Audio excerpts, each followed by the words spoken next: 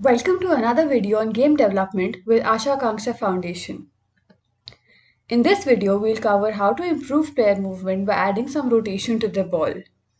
Okay, so this is where we left off this example. We had the player controller script that allowed us to move the ball left or right and to jump when the up arrow key is pressed. So let's try to make this movement a little more natural by adding a rotation when the ball moves left or right. So this is not how a ball actually moves. It actually rotates along the z-axis. Uh, if you want to actually visualize the axes once, so these are the different axes. This is the upwards, we have the y-axis. So if when viewing in 2D, we have this is the y-axis, this is the x-axis, and the z-axis is the one coming out of the plane. So here, this one, in the direction I'm moving the whole image, this one is the z-axis.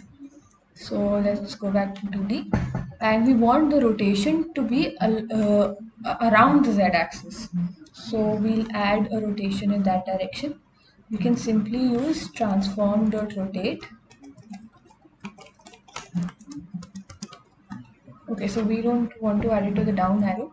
So down arrow we can remove because we have already added a rigid body, and rigid body has a gravitation that we had set on it. So here in the, if you watch the player, we have a rigid body object and it has a gravity scale. So the body falls.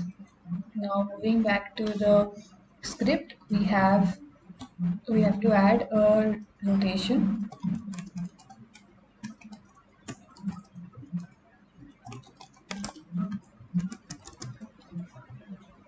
So we'll be rotating by 1 degree on the z-axis, around the z-axis, 0 in the around the x-axis and 0 around the y-axis. Similarly, we do it for y, right, in the -1 direction. Now the point is that since we have added the rotation, the front of the object would not stay the same. So if I rotate, my front and my room's front does not stay the same. So according to the game, if front is in a particular direction, after I rotate, that front for me would change. So similarly in Unity, translate function would move the object in the direction according to the object's uh, axis. However, here in the position that we store, this is stored according to the positions of the whole game. So here, if I change the x according to the whole game screen would change of this ball. But in translate, after rotation, so if I rotate it by 90 degrees, if I rotate the ball by 90 degrees and then I change the x, let's see what happens. So this is rotating by this only.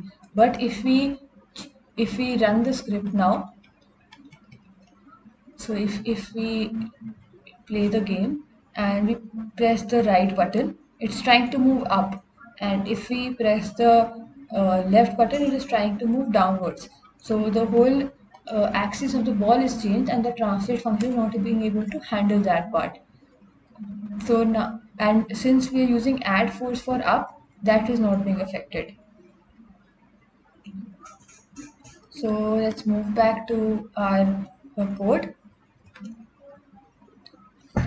and we'll change here, we'll change the translate function to updating the position using the method we learned in the first videos. So instead of we'll just update the position by the vector instead of using the translate function. Now the thing is, you can also use set position and rotation function. It actually changes the values of the position and rotation instead of updating it. So this is how we can do it right now. Let's see how it behaves. So the object is moving left and right perfectly, and it can also jump. So what now I want to do is I want to change the speed of the object. So it's moving a little too slow for my game and I want to increase it. Now what would I have to do? I would have to make a change here. I would have to make a change here, here, here. So, but this is a little too much for me to edit, and it would make it difficult to maintain the game. If I want to tweak it in any way, I should always make a constant at the top, and use that constant to tweak any changes. So, if a value is being used multiple places, we should always store it as in a variable. Speed.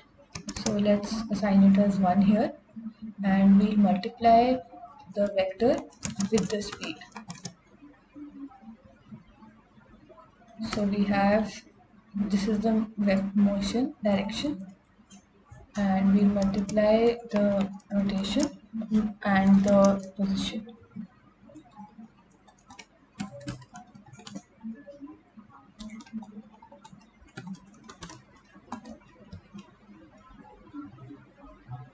Now if I tweak the speed here, everything gets changed.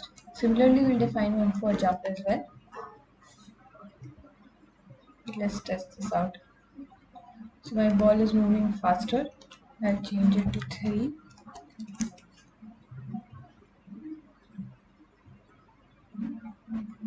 Okay, this seems perfect for my game, and I'll keep it as 3 for now.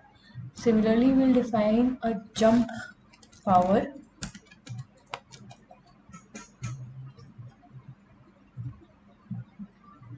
So instead of changing it here, I'll make this as a unit vector and change and multiply it with the power outside.